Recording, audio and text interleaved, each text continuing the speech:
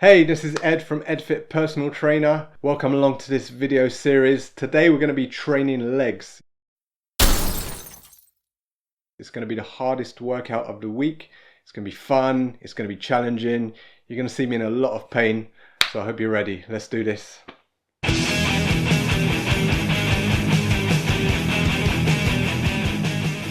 Our first exercise we're going to be doing is a squat. It's the king of all exercises. It's one of the best compound exercises you can do. It's going to be hard and challenging. It works loads of different muscles, not just in your legs, but your whole body. It's really good if you're a guy and you're looking to build muscle.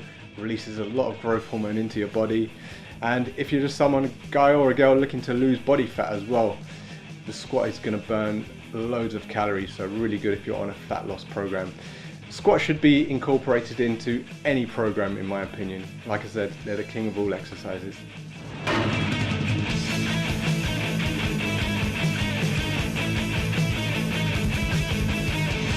When squatting, it's important to keep your back nice and straight. Try not to lean too far forward.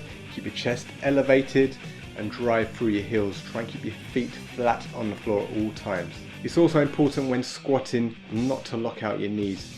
When you get to the top of the movement, just stop just short enough so that your knees are still soft. That helps keep your knees nice and safe and stops all that weight going through your joints. A leg press is one of my favorite exercises.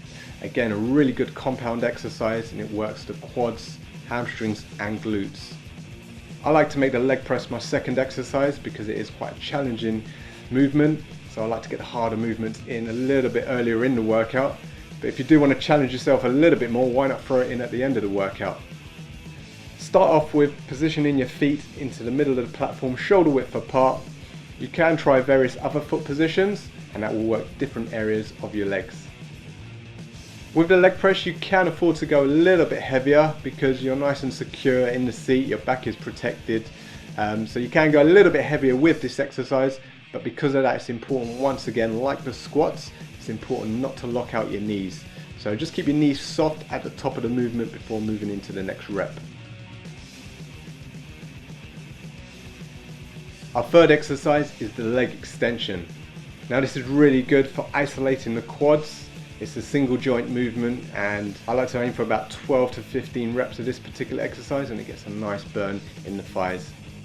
With a leg extension, you drive the legs up, pause at the top, squeeze those thighs and control the weight back down.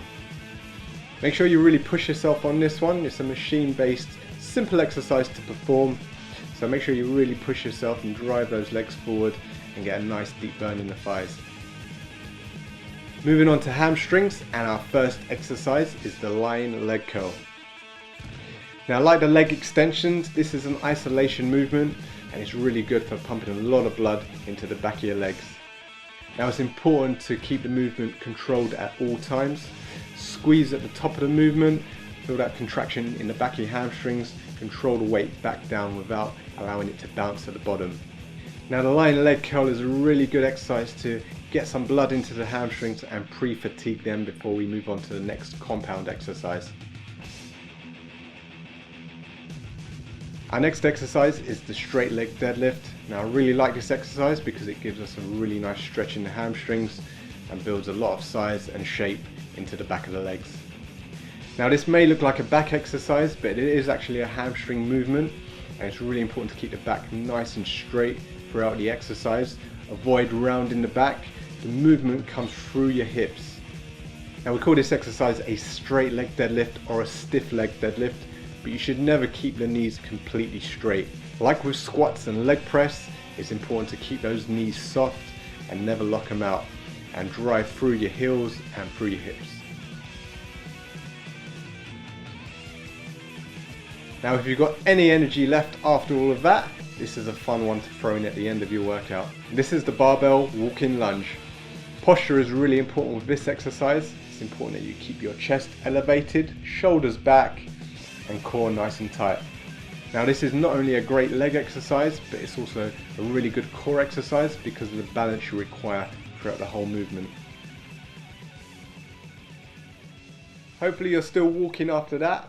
Hope you enjoyed the workout. Stay tuned for part 2 where we'll be training shoulders. Hope you've enjoyed this video series. Head on over to my social media pages, Facebook, Instagram, Twitter, @edfitpt. And if you'd like my personal help with anything, go check out my website, www.edfit.co.uk.